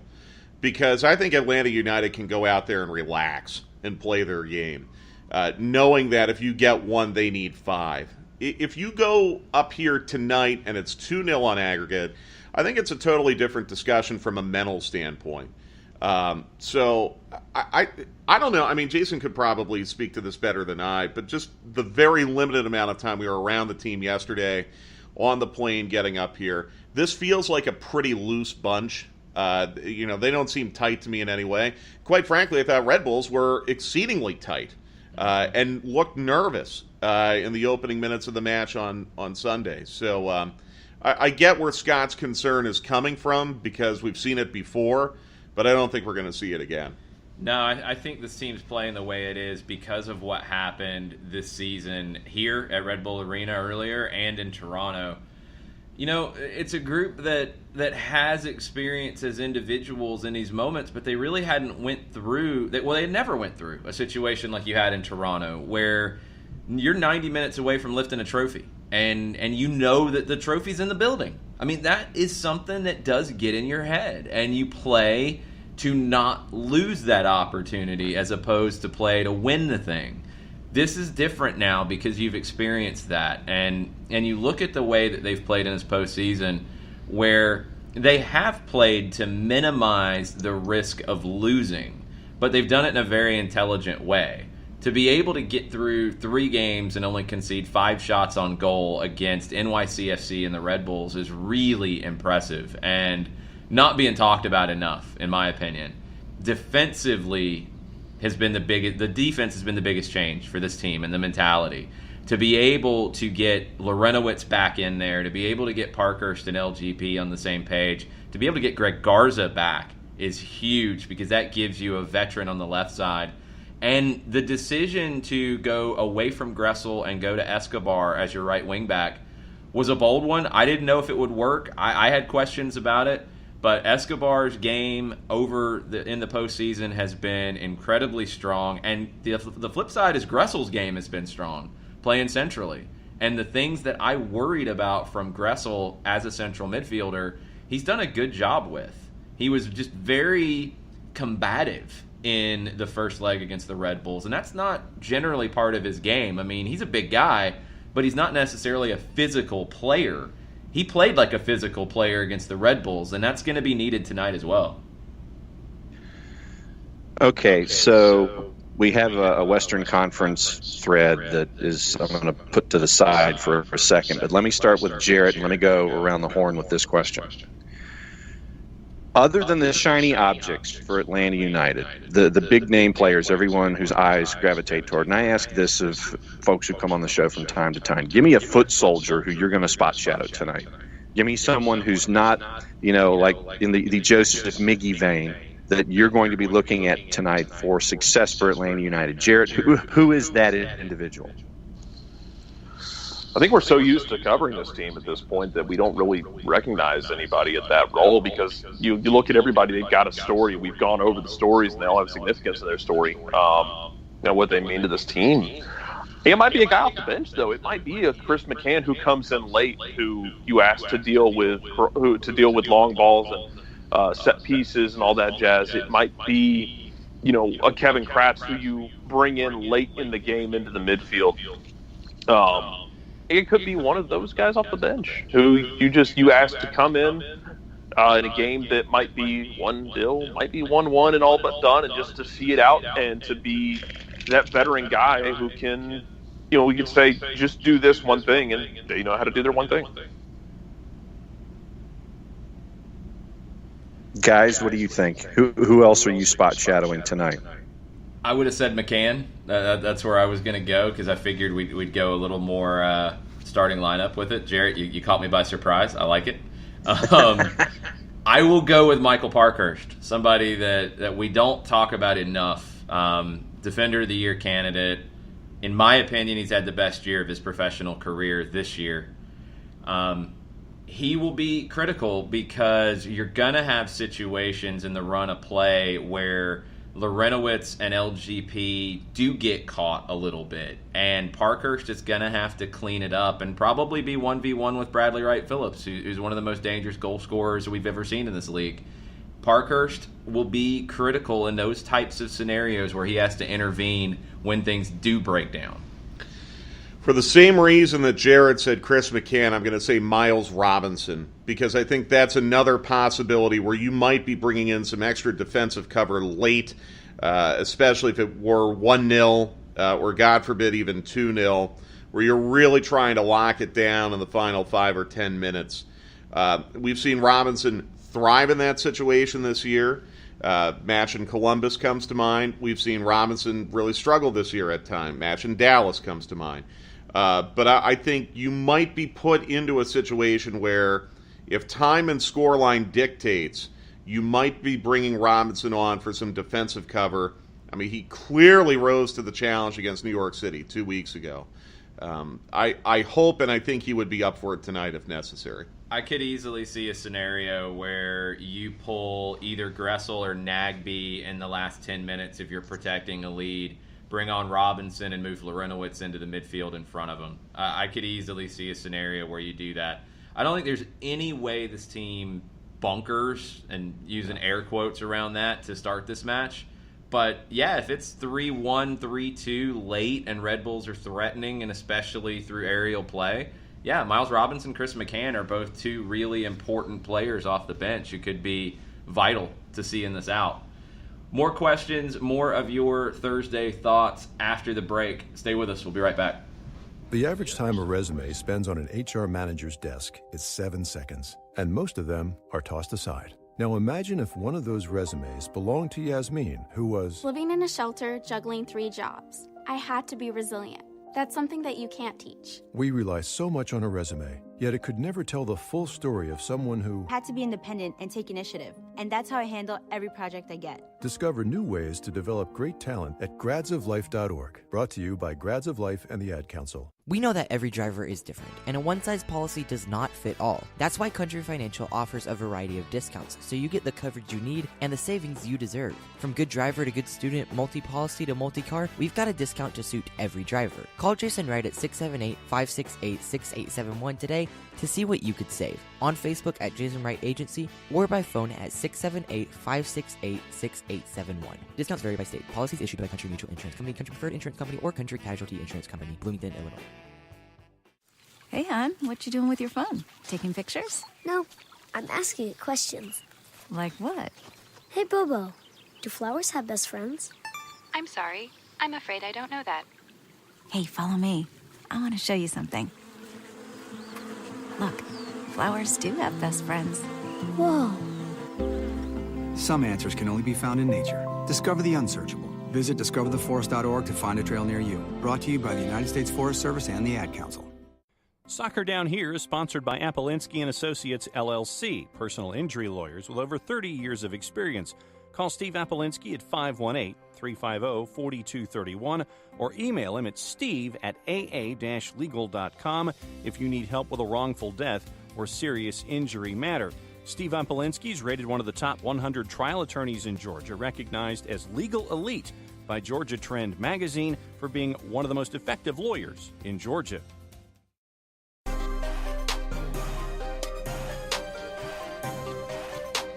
And we're back. Soccer Down Here, November 29th edition.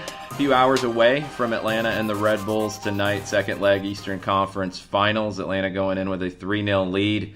We'll get back to talk on that, but let's talk about some of the news around the league, y'all, because teams are making their roster decisions. New York City just announced theirs. We knew about David Villa from yesterday. He is leaving the club, likely going to play professionally in Japan. The J-League all of a sudden has started spending some money. But NYC announced the rest of their moves, and the only other player they had left from day one, Tommy McNamara, his option was declined. They also declined Maxime Chanot is maybe the other surprising one. Rodney Wallace is fairly surprising.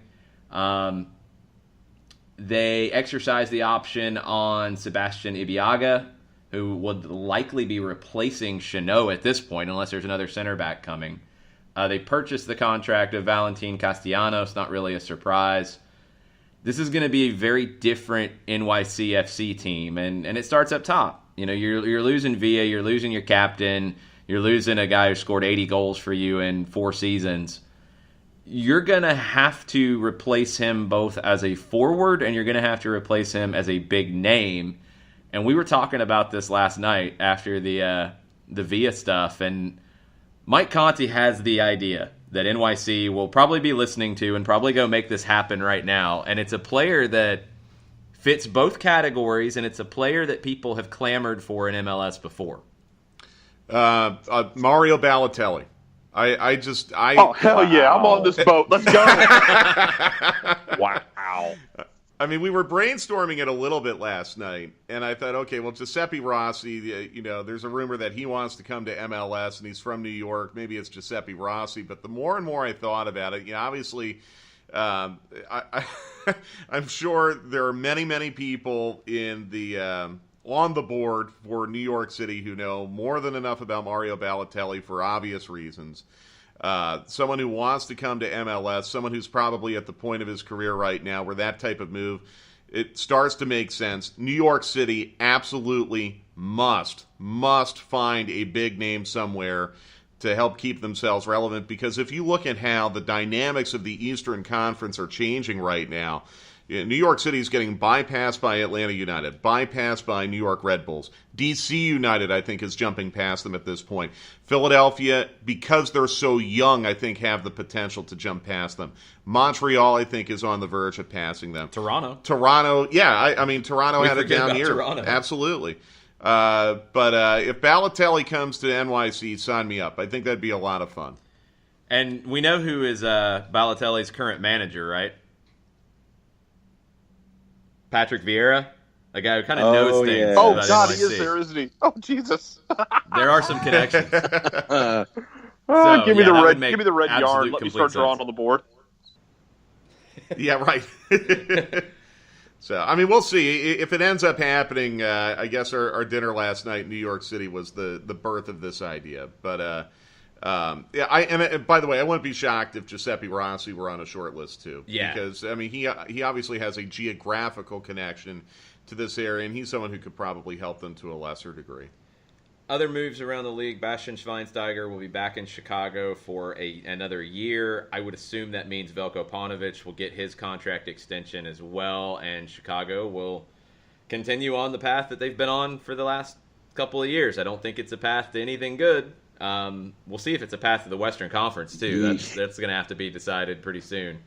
But Chicago keeps Schweinsteiger around for another year. I'm not necessarily a big fan of that move. I don't think it changes anything for them. The one move yesterday that a lot of people are freaking out about, and I don't think they need to, is DC United not exercising the option on Yamil Asad. But they are renegotiating the loan transfer payment schedule with Vélez Sarsfield. And that's what it comes down to. They want to keep Yamil Asad. It sounds like Yamil Asad wants to stay in D.C. The salary's good. The number on that transfer, buying out the loan, buying out the contract, the number's fine, according to Dave Casper at D.C. United. It's all about how they manage the payment schedule to fit the cap and fit the use of allocation money. So I don't think there's going to be any big surprise here. I think Yamil Asad's back, and I think they just extend the way it plays out. Maybe he is technically on loan for another year to be able to make the numbers match up, but Yamil Asad's not going to be free in this league. He's going to end up in D.C. next year. I'd be shocked if any other resolution happens. And then there's all the news out in Los Angeles with Teclosa possibly joining as the DSO and the GM, and apparently, according to Calcio Mercado, the LAG are raising the salary figure for Zlatan to keep him from moving to Italy. Yeah, we'll see about that. We'll see if they do more questionable videos with Zlatan and his kung fu skills as well. Dennis Teclosa is currently running the Mexican national team program. Looks like he's going to take the job in LA underneath Chris Klein as controlling soccer operations, whether it's a general manager role or director of soccer operations or VP or whatever the title ends up being. He'll be the head honcho on the soccer side. The other part of that was a little surprising is that multiple sources are saying Dominic Kinnear is the front runner for the full-time manager job now. And Zlatan has been very complimentary of him. And the things that Zlatan said, and I guess the conversations maybe that Teclosa and Kinnear have had, looks like he might continue, which I would not have put my money on at the end of the season. I was a little surprised by that. Kinnear's a guy who's won in this league before, but his style and his tactics are a little dated. And I wonder if at this point in the league's history, this is the right kind of move for LA. Yeah, and then you combine that with the possibility of, Diarra coming from PSG? Yeah, looking at Lassana Diarra from PSG. He's 33 years old. The Galaxy are mentioned as a possible landing spot for him. Diarra has been a great player in his career, but at 33, I don't know if you're going to be able to be a 33-year-old holding midfielder in this league. I think there are very few guys who fit that bill. That's why Jeff Larentowicz has been so surprising playing as a 6 in this league at his age. There's just not many players who can do it. This league is incredibly physical, incredibly fast. What does Diarra have left in the tank? I don't know. I think that's a bit of a risk if you're the LA Galaxy. If you go with giving Zlatan more money, which means he becomes a designated player because they can't give him more money and keep him on a targeted allocation money deal, then you're going to have to move Alessandrini or Giovanni Dos Santos or Jonathan Dos Santos. And I don't know if you move Giovanni and not Jonathan. It seems like a package deal. I don't know why you'd want to move Alessandrini, but he's probably the one that's the easier one to move. I don't think you're making your team better. And you've got a lot of questions in the back as well about what this defense is going to look like. Kinnear had them playing at least some form of defense at the end of the season. I don't know how much magic he can work with that group. And I don't see LAFC sitting around twiddling their thumbs on their roster either. I think they get much better going into their second season. So the Galaxy have the same battle that Jarrett, we've talked about since 2016. They have that same battle of who are they, what are they, and what are they going to do to compete with LAFC. I don't think they've done anything to either, adjust their identity or recreate it. I think they're just trying to do the same thing, and honestly, at a lower level. Lassana Diarra and Michael Ciani and signings like that are not David Beckham and Robbie Keane and players of that ilk. They're just not. It feels like the Galaxy have really slipped and haven't adjusted to the new world that is Los Angeles soccer. No, they haven't. By the way, if we're going to talk about 33-year-old midfielders, that's literally exactly what we joked about last week with Scott Brown. Scott Brown's a 33-year-old midfielder coming from Scotland. I think he can handle the physicality. I don't know if he can handle the pace, over an entire season. And again, the Jeff Larentowicz comparison comes in of that's not supposed to happen. That sure as all hell ain't supposed to happen, over 2 years with consistently good play. I don't get it. I don't. You want to bring somebody in as a depth piece, cool. You're going to find a Jeff Larentowicz sometimes, rarely, who can be 33 years old and just give you, amazing performance after amazing performance for an entire season, much less 2. Don't go out looking for 33-year-old. It's very unlikely. One more question before we go to break. Andy Mullett asked about Kamar Lawrence and his availability. We'll go back to Christian Dyer, who covers the team for The Athletic. Said it's unclear if he's going to be able to go. He was held out of training yesterday, kept inside. Chris Armas said cold weather conditions played a part in the decision. Armas said progress has been made with Lawrence's knee injury, but wouldn't commit to player availability for Thursday night. I think he's in the 18. I think if you are desperate, he is maybe your last roll of the dice, because think back to the bench for the Red Bulls on Sunday. There was nothing in the way of game changers on that bench. At a minimum, Kamar Lawrence gives you an emotional lift if he comes in the 70th, 75th minute chasing the game. He might have to hobble around the field, but that's about all you have. So I think he's in the 18 regardless. I just don't think there's any way he starts, and I think he is a break glass in an emergency situation kind of sub. I don't think there's anything else he can do here.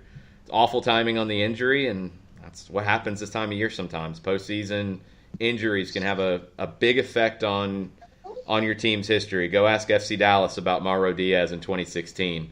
It wrecked their chances to win the treble that Toronto did a year later. Let's take a break. Let's get back to your questions on Twitter on the other side. Stay with us. We'll be right back. Sweet strawberry icing. You're in Goodwill, and just past that vintage denim jacket you spot miniature donut earrings. You lean in. That's the scent of shopping success. Because at Goodwill, every item you buy funds local job training and more. So bring home those donut earrings and bring home so much good to your community. Goodwill. Bring good home. Brought to you by Goodwill and the Ad Council. Soccer Down Here is sponsored by Apolinski and Associates, LLC, personal injury lawyers with over 30 years of experience. Call Steve Apolinski at 518-350-4231 or email him at steve@aa-legal.com if you need help with a wrongful death or serious injury matter. Steve Apolinski is rated one of the top 100 trial attorneys in Georgia, recognized as legal elite by Georgia Trend magazine for being one of the most effective lawyers in Georgia. Hamilton was adopted from a rescue in 2008. He really likes to be around people. I get out my mat and I'm doing a downward dog and he's underneath. He's quite the pug about town. He gets invited to a lot of parties. He knows he's a pretty big deal. Look at this little face. How could you not love him? Hamilton the Pug, Instagram star and shelter pet. Amazing adoption stories start in shelters. Visit theshelterpetproject.org to find a pet near you. Brought to you by Maddie's Fund, the Humane Society of the United States, and the Ad Council. As a business owner, you know that every year brings new challenges and opportunities. The success of your business demands expertise and focus. And Country Financial can help you keep that focus by helping ensure you have the right insurance protection in place to meet your goals. Jason Wright can help you create a customized insurance plan that has coverages designed just for your business. Give Jason a call at 678-568-6871 or reach him on Facebook at Jason Wright Agency. Coverages vary by state. Policies issued by Country Mutual Insurance Company, Bloomington, Illinois.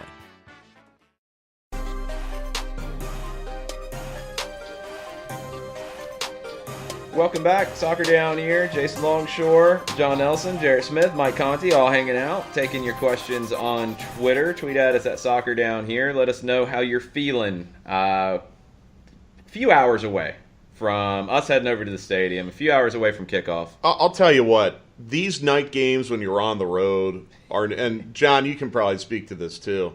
Like, I'm going to go see Creed 2 in a little bit because literally we're just sitting here waiting to go to the stadium. And you know, the players, they keep them a little more occupied. They're doing film. They're having team meals, things like that. But for us and the digital staff, the comm staff, it's all kind of like hurry up and wait. Because if it were up to me, I'd rather play at noon. Let's get on with it and let's get back home and celebrate. So this is going to be the longest, 10:37? This is going to be the longest 8 hours of our lives coming up here as we wait for this match to start. Well, you know about I was going to say to Mike's plan, Mike, you know about the cameo at the end of Creed 2, don't you? No, I haven't seen it, and I John, if respectfully, if you could avoid from a spoiler, I'd appreciate it. Okay, just checking. I didn't know if if you've it's been able to Carl read. Weathers, I think we're going to have to probably call someone and figure out how they pulled that off. Oh boy, hologram. Ricky Ricardo is asking, would it be possible to get a best of Conti and Longshore from this season at some point? So many goal calls I want to hear again. That might be possible. That could be doable, I think. Like, we can't do full game broadcasts or anything thanks to digital property rules and all that type of stuff. But a highlight reel, yeah, maybe. I mean, there are two that really stick out to me. Almiron had one against Orlando where he started speaking in tongues like Ray Hudson. And then obviously the one in San Jose where Jason screamed Nutella is life in the middle of Joseph heading it in. Other than that, I don't know if there were really too many highlights on my end this year, but we can try. Hey, to be fair, that's like the first thing I do when I go in after the game is done. Because I'll generally watch the game either at the stadium or on TV, and I'll go in, do updates, pull sound, whatever. And I'll just go in and start looking through it in the Atlanta United folder and hear what the goal calls were and hear what the final call was and this, that, and the other. Because it's fun. It's an enjoyable way to hear, to hear how it was called. Because I imagine it in my head, and then I like to just hear how right or wrong I was. It's funny. We've been so lucky because we've had so many goals and we've had so many pretty goals this year. But I remember after that Houston match thinking, is it really going to be like this all year? Like, am I going to have to wait a full match before I finally get a goal call? And how wrong I was, fortunately. But I mean, we have been enormously. Jason and I are so fortunate. I mean, we could be doing. We would enjoy doing matches for anyone at any level because we love our job so much. But boy, did we hit the jackpot by getting these guys, and especially this year because they have been so fun to describe. Jeremy York over at Impact says for his hashtag prediction Thursday, United gets the 2-2 draw with New York with Martinez and LGP scoring to advance. Have a good weekend, guys. Enjoy tonight's contest on the pitch. Hashtag Hail United. 2-2 draw. We might have to make sure we're strapped in on the roof of Red Bull Arena because we are pretty much on the roof. Yeah. If we have the shed that we've heard about, then we might be okay. But if it's a 2-2 draw, we're at risk of falling off the thing. By the way, Jeremy, that's not a bad call on LGP. He almost scored on Sunday. Yeah. That's not a bad call at all. Waka Tata Flame. That is one legitimate. Of the best Twitter names ever. Yeah, Waka Tata Flame is asking, what do you think the attendance at Red Bull Arena will end up being tonight with a cold weekday? I've really been talking about to advantage. Sorry, John. We've been talking about that a lot here.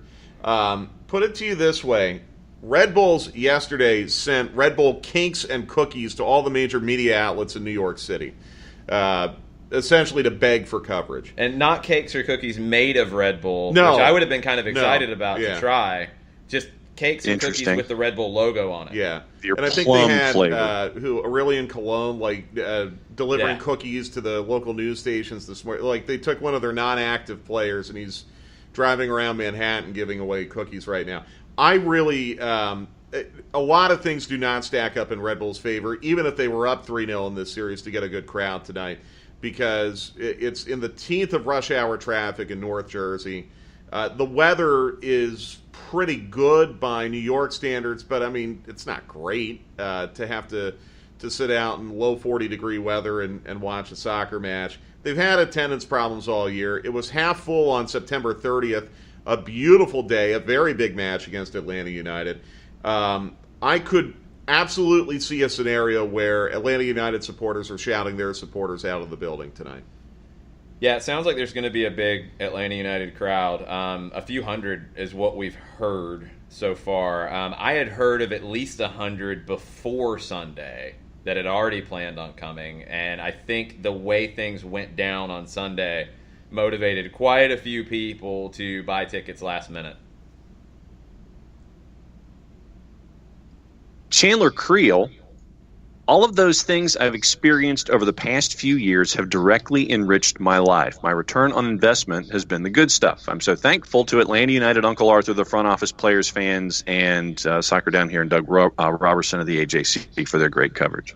Well, and everybody. I mean, that's where we're so lucky in Atlanta because, I mean, it goes from the mainstream side of sports media with everything at 92.9 The Game, with everything at the AJC, with people like Zach Klein covering it from WSB. Channel 11's been getting in the mix here lately. Fox 5 has been great all season long covering things, to the blogs, to all of the different podcasts, to all of it. You know, Dirty South Soccer has been there from the beginning. The Athletic has come on board in a big way.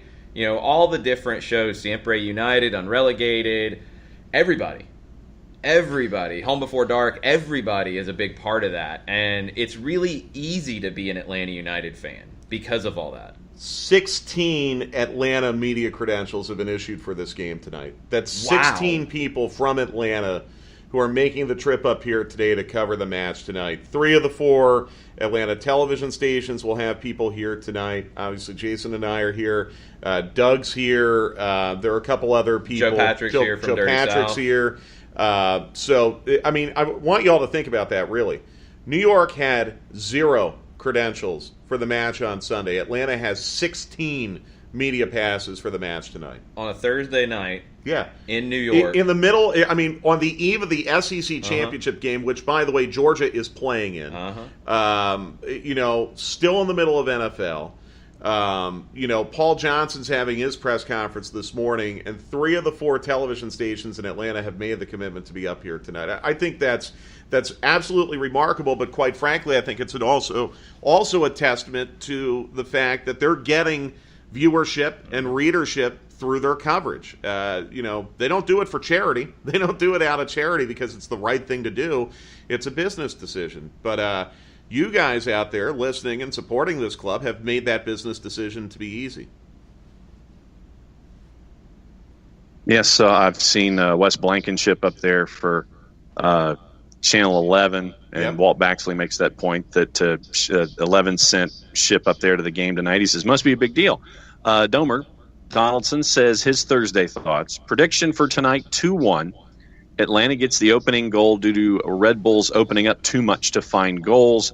Red Bulls tied up at the beginning of the half, but Nagby finally gets a goal late in the second. So that's what Domer's thinking. Nagby's another one who will be really important tonight, and he's a guy who has been close to being more involved on the attacking end. I know he'd love to have that break back where he played to Almiron on the left instead of Gressel to the right in the first leg. But yeah, Nagby and his role, it's almost, he's that type of player that we forget about so often because he's not flashy, he's not scoring a bunch of goals, he's not notching a bunch of assists, he's not a big hard tackler knocking people over. He's just a damn good soccer player. Mm-hmm. And I mean, he does everything so well that he's the kind of the glue to this team, a different kind of glue. I mean, a lot of times I think we think of glue guys more in the Remedi-Larenowitz vein. Nagby in this team, the way they play, is the glue that holds it together. And speaking to Domer's prediction, if Atlanta United scores first, it's a clean sheet, in my opinion.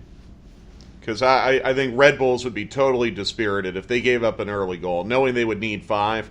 And Atlanta United could really go into not bunkering, but very, very conservative and responsible.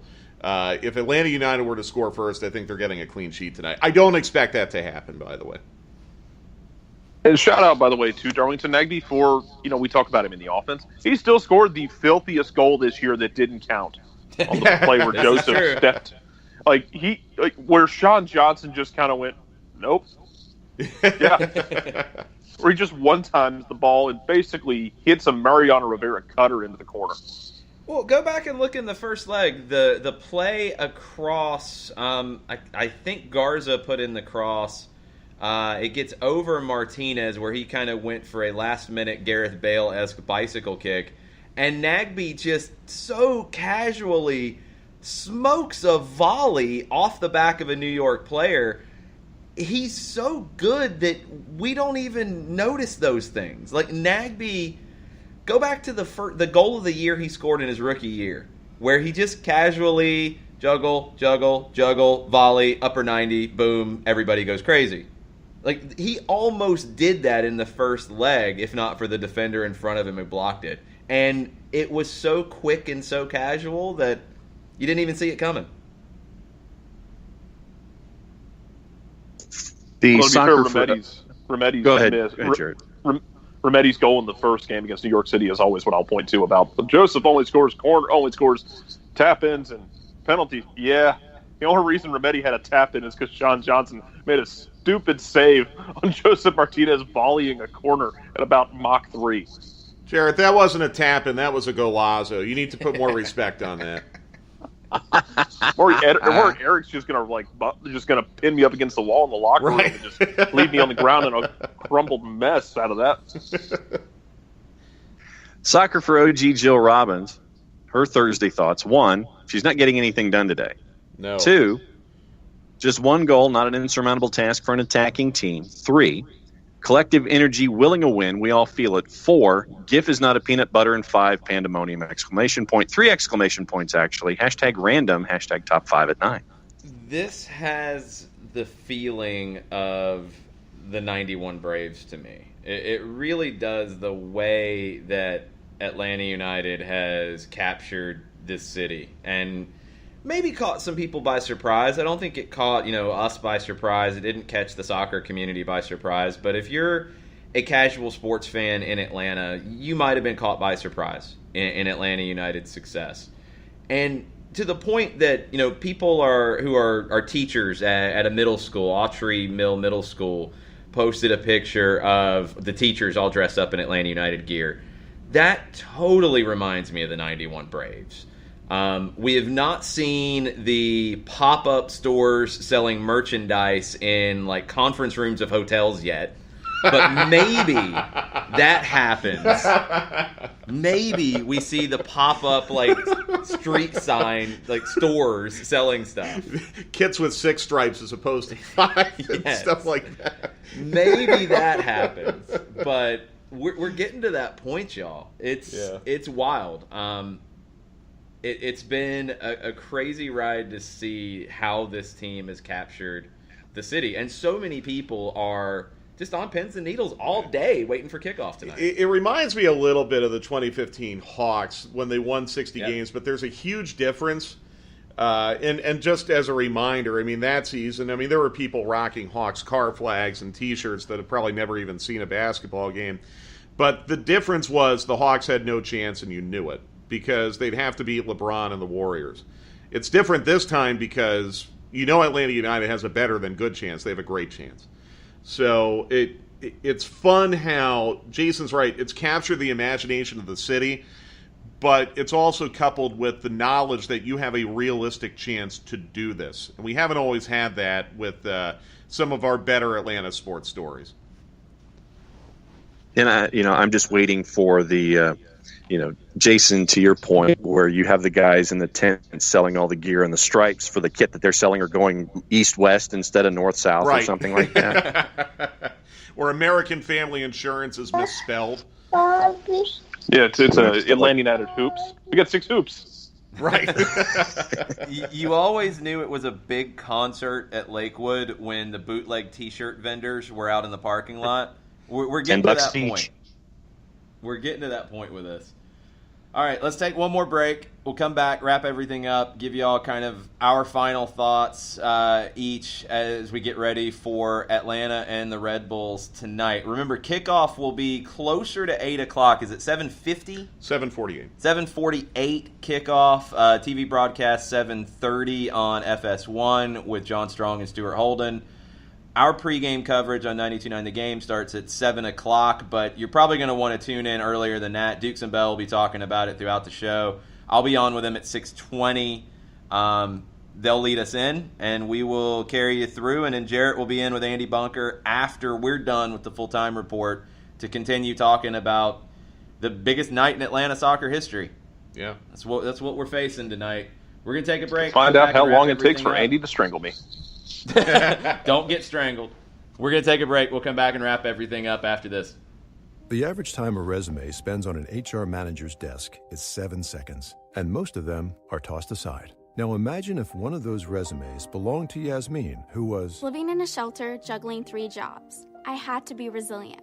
That's something that you can't teach. We rely so much on a resume, yet it could never tell the full story of someone who had to be independent and take initiative. And that's how I handle every project I get. Discover new ways to develop great talent at gradsoflife.org. Brought to you by Grads of Life and the Ad Council. We know that every driver is different, and a one-size policy does not fit all. That's why Country Financial offers a variety of discounts, so you get the coverage you need and the savings you deserve. From good driver to good student, multi-policy to multi-car, we've got a discount to suit every driver. Call Jason Wright at 678-568-6871 today to see what you could save. On Facebook at Jason Wright Agency or by phone at 678-568-6871. Discounts vary by state. Policies issued by Country Mutual Insurance Company, Country Preferred Insurance Company, or Country Casualty Insurance Company, Bloomington, Illinois. Hey, hon, what you doing with your phone? Taking pictures? No, I'm asking it questions. Like what? Hey, Bobo, do flowers have best friends? I'm sorry. I'm afraid I don't know that. Hey, follow me. I want to show you something. Look, flowers do have best friends. Whoa. Some answers can only be found in nature. Discover the unsearchable. Visit discovertheforest.org to find a trail near you. Brought to you by the United States Forest Service and the Ad Council. Soccer Down Here is sponsored by Appolinsky & Associates, LLC, personal injury lawyers with over 30 years of experience.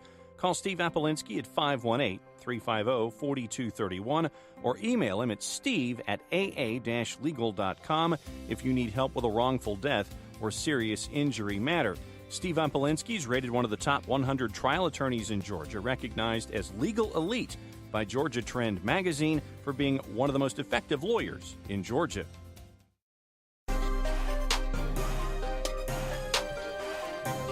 Welcome back. Final segment. Soccer down here ahead of Atlanta and New York. Second leg, Eastern Conference Finals. Atlanta goes in with a 3-0 lead. It's not done. Atlanta has to take care of business tonight. It's not going to be easy with a New York Red Bulls team who was the best in regular season history. Desperate and up against the ropes. They're going to throw everything they have at this, and Atlanta has to answer that back. So we'll get into kind of all of our thoughts as we finish up, but a few more responses from you guys on Twitter. John, what do we have? We'll get to David Benson's in just a sec, but Jonas Wilson says, stay away from the Atlanta Untied shirts. No buenos. David says, will At Longshoe have a montage like his Friday before the seasons have started, before the final next weekend if Atlanta United closes out the final? We'll see what happens. Got to get there first. Domer says, Red Bulls took our stapler. Time to get it back and burn down the office. And he has a panda gif from the morning where he smashes the desk and wipes everything off of the computers. I can support this. So with that, Kefsey, can y'all talk about the supporters groups in the ticketing letter that was talked about yesterday? I was surprised to read Viking Army and some Atlanta groups were not members of a representative committee. That's the first time I've heard of this. Yeah, I honestly don't know enough about how all of the ticketing allocations and all that side of it worked. Each stadium's different, and I think the biggest thing that people are leaving out of this debate is that Atlanta United and their season ticket base is a far larger percentage of the overall venue than the Red Bulls and their season ticket base. Yeah, it's a smaller venue, but the percentages you're dealing with are completely different. So that combined with corporate tickets that have to be given out to sponsors, all kinds of different things, it's not simply as easy as, well, Mercedes-Benz Stadium is bigger, so they should have more tickets available for away fans. I do think the league needs to better define its policy across the board in terms of tickets made available for away fans. But they have to be realistic about it, because you have some teams that are in smaller venues that have huge season ticket bases that just don't have the room. It's just not that easy. And it's not fair for a Seattle or Atlanta to be able to just give more tickets because they have more room. And Atlanta's selling out that room, by the way. That's a whole different conversation. But let's take Seattle-Portland. It's not fair to the Sounders to have to open up a section, sell 2,000 tickets to Portland fans when they know there's no chance they could get that back for their fans in Portland because Portland sold out. So you have to find the balance, but you have to have consistency. And I think that's the key that the league needs to get better at. Hey, this is a great new problem to have. You know, this is not something that has been a long time recurring issue for the league across the board. It's a good thing to have, and I think one big part of it is Atlanta United fans traveling so well. I mean, it's blown my mind this season to see so many Atlanta United fans in so many different places and how loud they are and the numbers that they're turning out. I think that is inspiring other fan bases. We've seen more visiting fans come to Atlanta. I think Mercedes-Benz Stadium and the atmosphere is a big draw, but that's become the away trip for a lot of teams when they're coming to Mercedes-Benz for the first time. Just more consistency. Just want the league to be more consistent, and whatever that process is, whether it's working with the ISC or however the committees work, I don't know. I don't know the details. But let's just improve upon it and make it better and more consistent across the board. Ricky Ricardo wants to know, do we know when MVP is awarded? Is it before or after MLS Cup? December 3rd. It will be before MLS Cup. And on that note, we were officially caught up, other than the Panda arguments from hour number one. we will save that for offline. I thought we had a question about Western Conference predictions. Oh, we do. Wanted to know, I'm trying to figure out who it was that put it up, but as I filibuster, whoever sent it in earlier on in the show predicted a 1-1 draw for it. And so they were going to. And that would put Portland through. Right, and that's what Jarrett had. I have 1-0 Portland. John had 1-0 Kansas City. Mike, what do you think? SKC, I think 3-0. Wow. I just think at home in front of their. Yeah, I don't know. I kind of feel like the Western Conference Trophy has had SKC's name on it all year. Mm-hmm. It's been up to them as to whether or not they wanted to claim it because they've been very inconsistent. But I think they're peaking right now. Quite frankly, a big save by Melia kept them from losing 1-0 on Sunday. I think SKC and SKC big tonight in front of their fans. Yep. HLUTD fan number 1 agreed with Jarrett and thought it was going to be a 1-1 draw. Thanks, Joe. All right, Jarrett, what are your thoughts as we wrap up? Getting ready for tonight. Just where's your head at?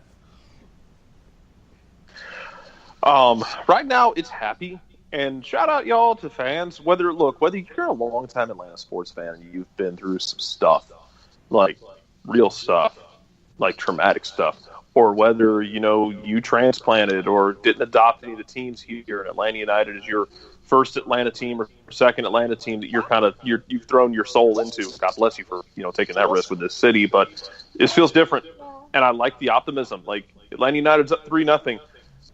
Look, Joe, I chastised Joe during the media availability for making a 28-3 joke. Half joking with him, but I like the positivity I'm seeing from everybody. Everyone seems to be at peace with Atlanta United's good enough to get this done. The fear and the anxiety, it's there in some parts, but it's not universal, and I'm really happy to see that. So, good job, y'all. John, thoughts? Wherever you go tonight, enjoy it and take it in for what it is, because it is a very special time.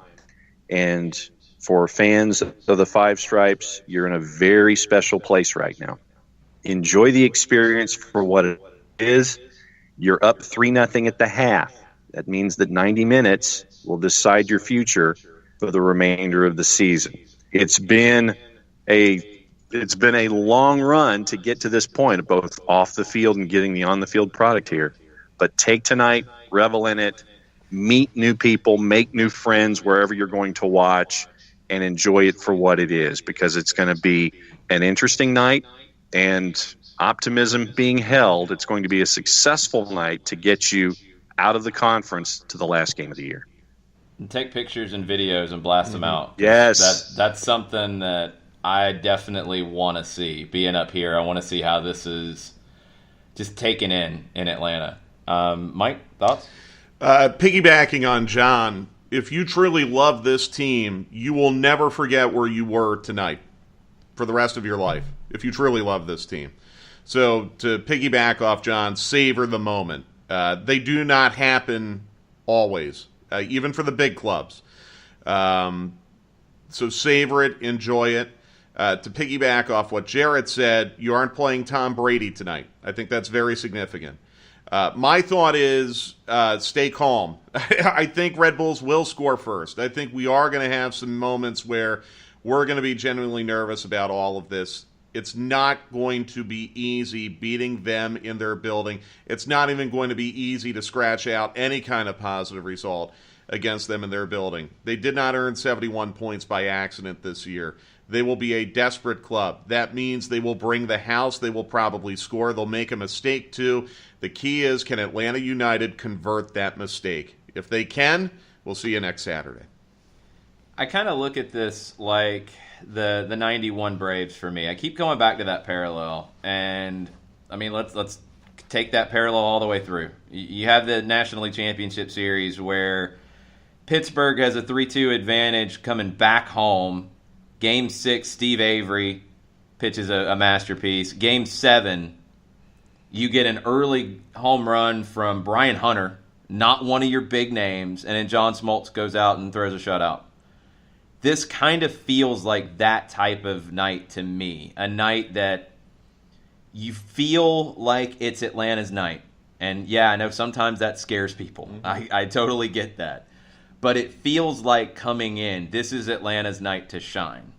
Don't be afraid of that with this team. This team's a little different. This team is new. This team has a different mentality, honestly, than anybody I can think of in Atlanta sports. whether it's the guys like Joseph and Miguel who are just electric and game changers and strike fear in the heart of every team that they face this season, to some of the grinders like a Lorenowitz, like a Gonzalez Perez, like a Remetti, unsung heroes like Nagby and Garza, Escobar kind of coming out of nowhere here at the end to step up, Brad Gazan, steady rock. Guys off the bench who can contribute. I mean, you're able to bring on Tito Villalba and Ezequiel Barco, two guys who want to start, think they should start, don't want to come off the bench, but still come off the bench and provide that spark for this team like they did in the first leg. And Villalba getting that goal that makes you feel pretty good coming into this. It would have been a different scenario all the way around if it's 2-0. That Villalba goal gives you a completely different feel, and it should. And embrace it. Enjoy it. It's a big night. This is a night that this club has been building to since April 16th, 2014, when Arthur Blank told you that he was going to spend money and give this team every resource to be a champion. Well, tonight they have a chance to be the Eastern Conference champions, and everything is on the table for them. It's up to them to finish the job and bring that Eastern Conference trophy back home and get ready for MLS Cup on December 8th. Not booked yet. Tickets are held, but they're not officially there yet. Got to finish 90 minutes tonight. Thanks, everybody, for listening. Tweet at us at Soccer Down here throughout the day. We'll be on talking with you guys as we get ready. Our coverage, 92.9 The Game, 7 o'clock is Five Stripes Countdown. TV coverage starts at 7:30. Kickoff 7:48. It's a big night. Rest up. Get ready for it. And we'll all be talking about it throughout the day and afterwards. Thanks, everybody, for listening and allowing us to do what we do. Mucha plata, y'all. Mucha plata, y'all. Mucha playoffs, y'all.